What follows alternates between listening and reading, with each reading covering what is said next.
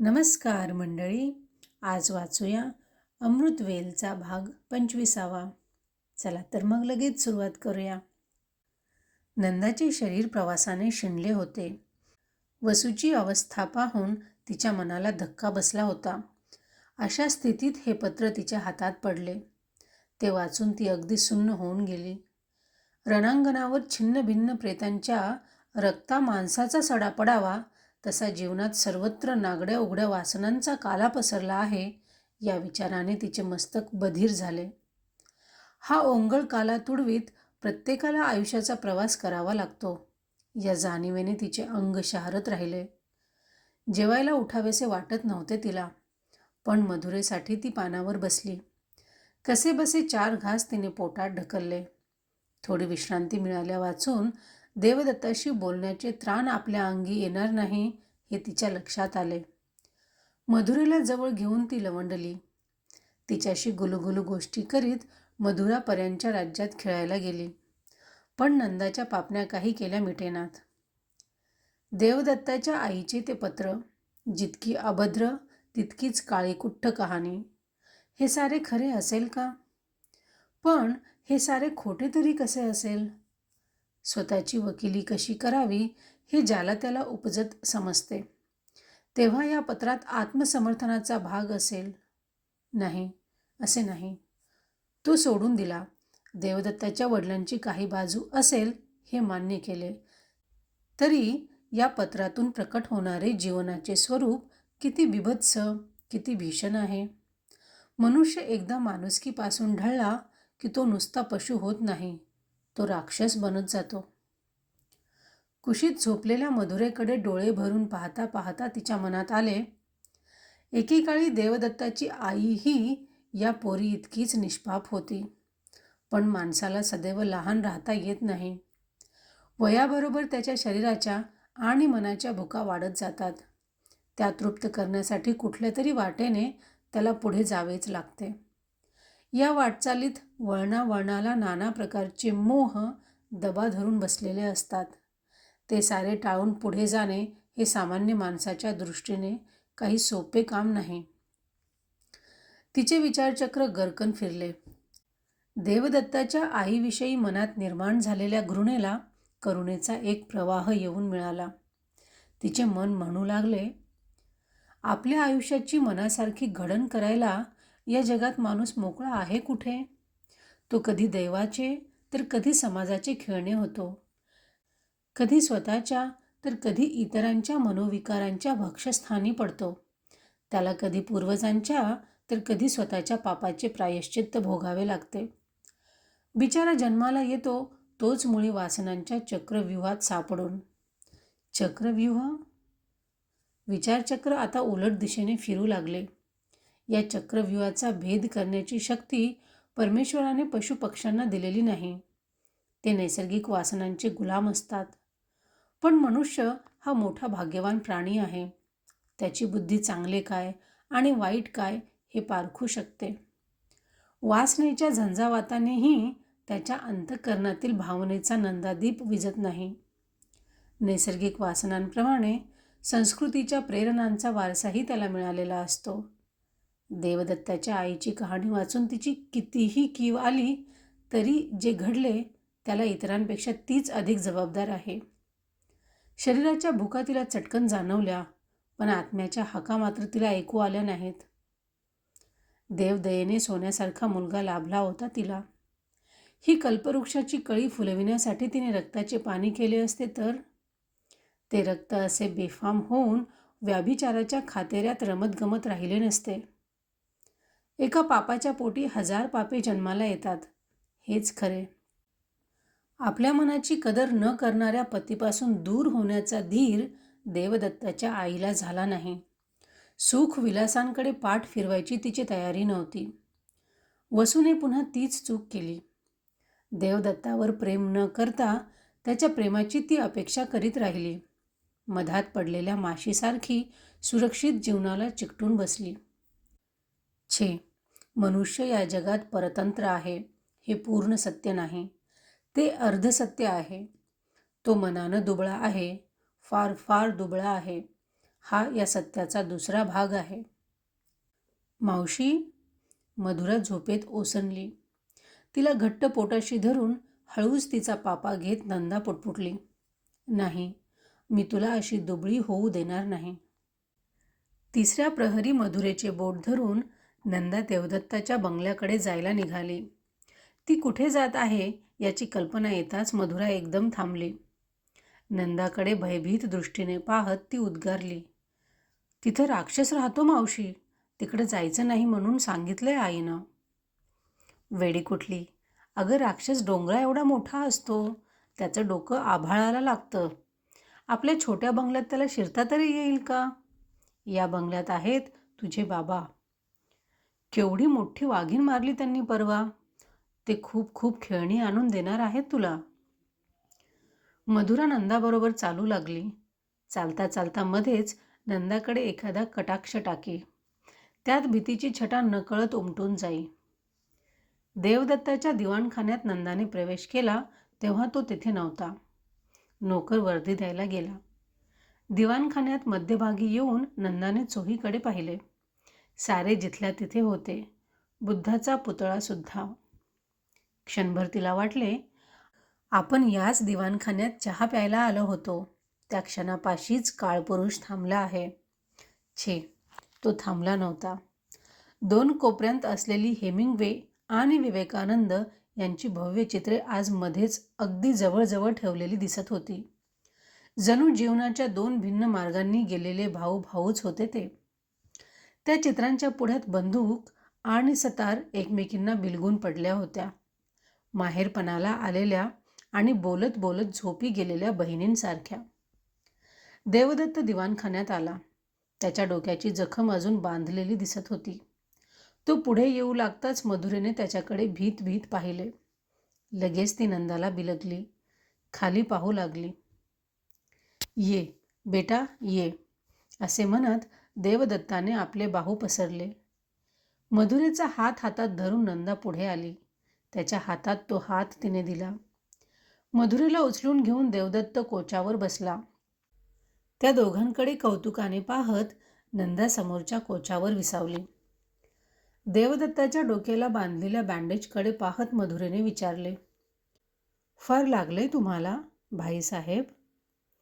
देवदत्त हसत उत्तरला, छे, थोडंच खरचटलंय.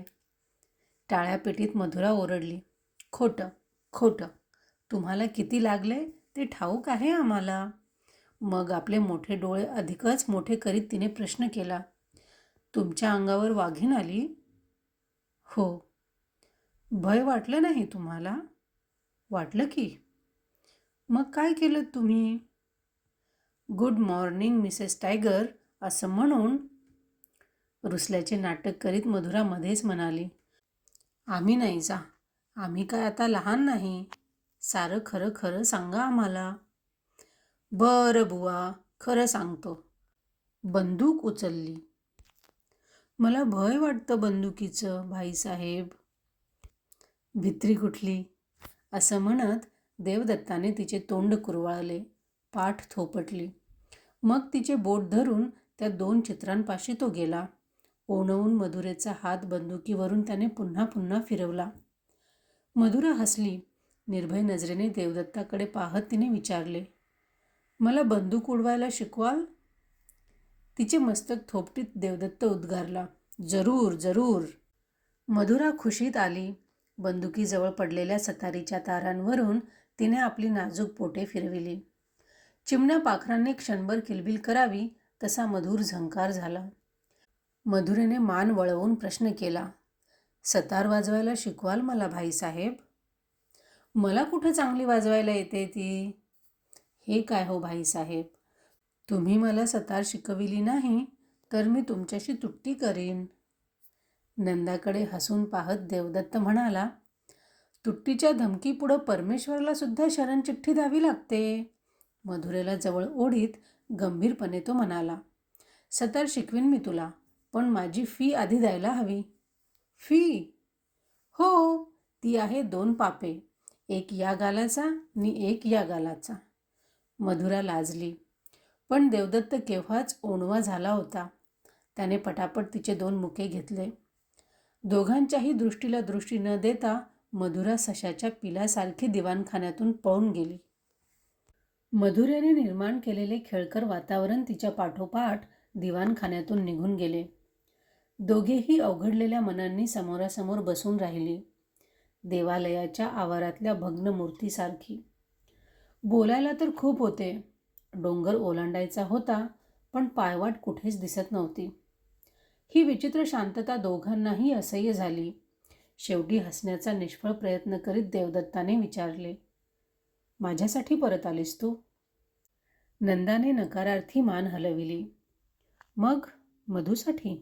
वसूसाठी? बापूंच्या शब्दासाठी? स्वतःसाठी. अगदी अनपेक्षित होते ते उत्तर. निरभ्र आकाशात वीज चमकावी तसे. पाताळातून येणाऱ्या प्रतिध्वनीसारखा देवदत्ताच्या तोंडून अस्पष्ट उद्गार निघाला. स्वतःसाठी? हो, माझं मन इथं गुंतलंय म्हणून. वेडी कुठली. आलीस तशी परत जा नंदा, गुंतलेलं मन सोडवून घेऊन. गुंतलेलं मन म्हणजे काटेरी तारेत अडकलेला पदर नव्हे देवदत्त. माणसाचं मन त्याला न विचारता कुठंतरी गुंतून पडतं. तिथनं सुखासुखी सुटत नाही ते. सोडवून घेणं सोपं असतं तर एव्हाना तुम्ही नंदाला विसरून गेला असता. खरं सांगा, अगदी ईश्वर साक्ष, या महिनाभरात किती वेळा माझी आठवण केलीत तुम्ही? ती का?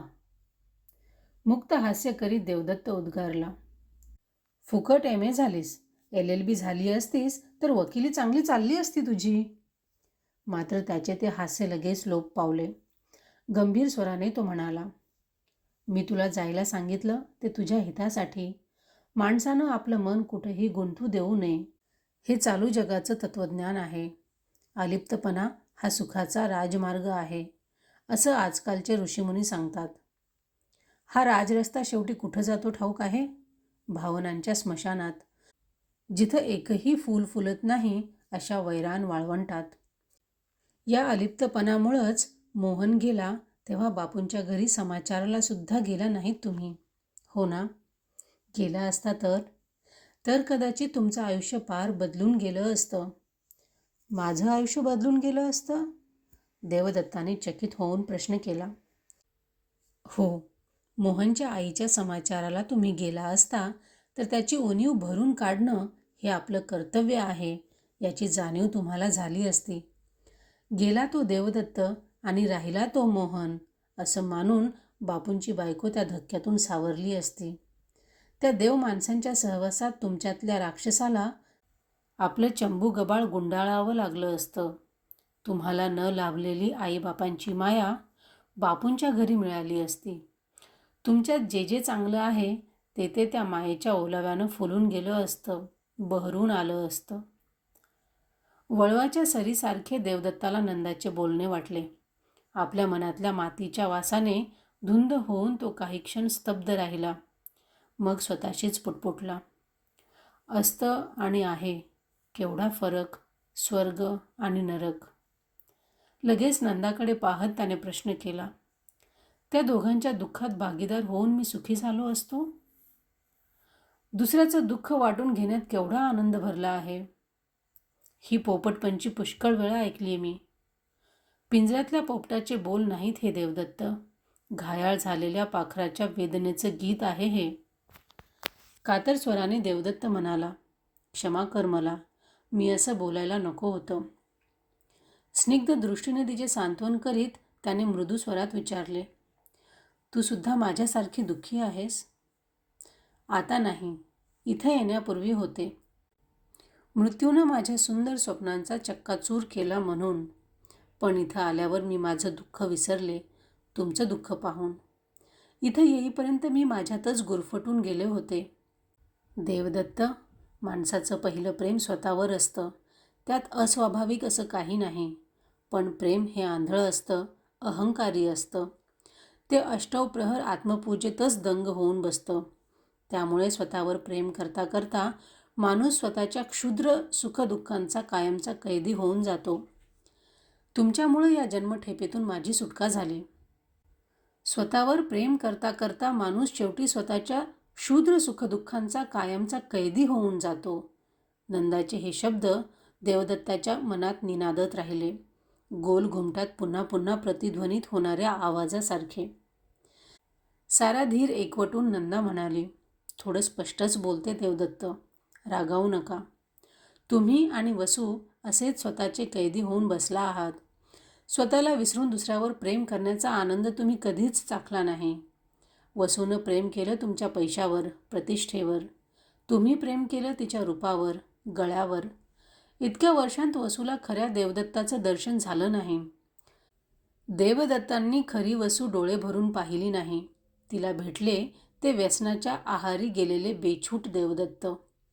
त्यांना भेटली ती एक सुंदर यांत्रिक बाहुली. दुसऱ्याच्या दुःखाची जाणीव ही दोन हृदय जोडणारी सर्वात जवळची वाट आहे, हे तुम्हा दोघांना. आपण फार बोललो असे वाटून ती एकदम बोलायची थांबली. देवदत्त काही वेळ चिंतनमग्न झाला.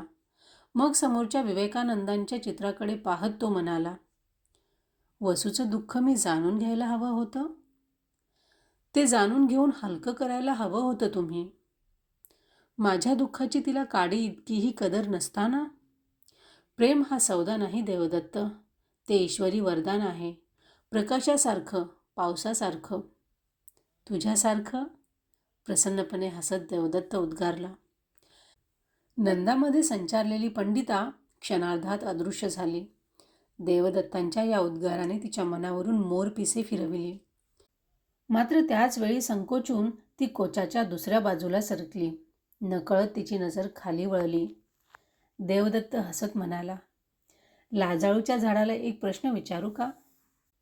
त्याच्या दृष्टीला दृष्टी भिडवीत नंदाने नकारार्थी मान हलविली. तुझं माझ्यावर प्रेम आहे? आहे.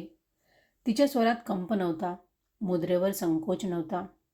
तिच्या या दिलखुलास उत्तराने पुढे काय बोलावे हे देवदत्ताला सुचेना.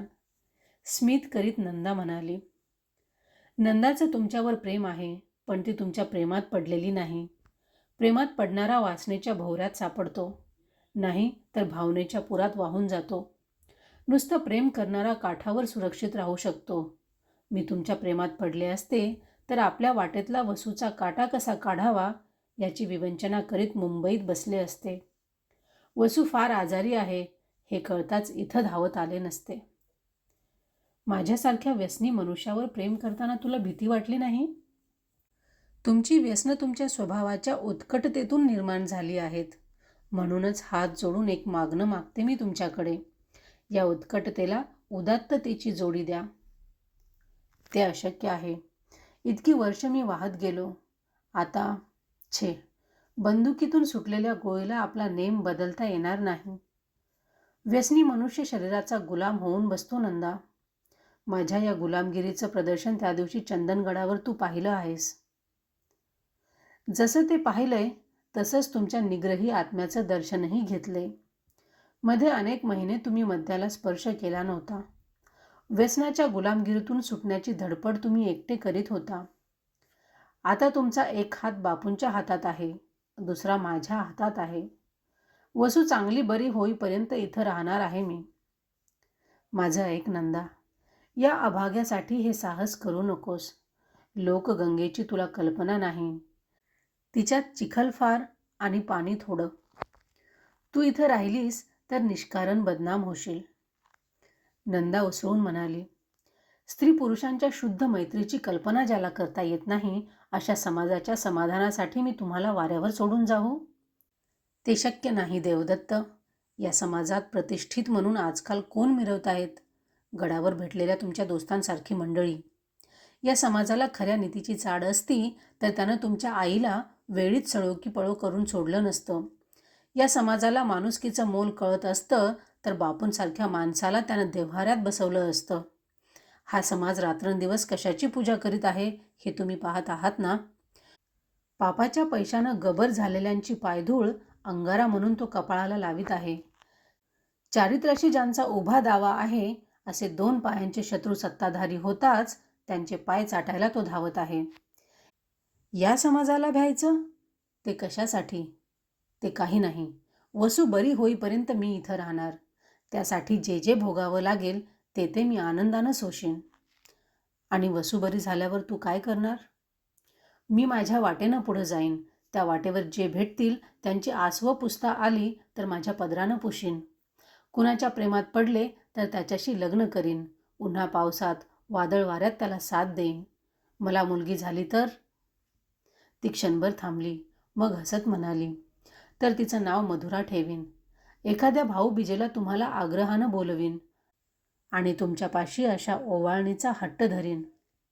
सुखद झुळकेप्रमाणे वाटणाऱ्या या स्वप्नलहरींनी सुखावलेल्या देवदत्ताने विचारले, काय मागशील तू माझ्यापाशी?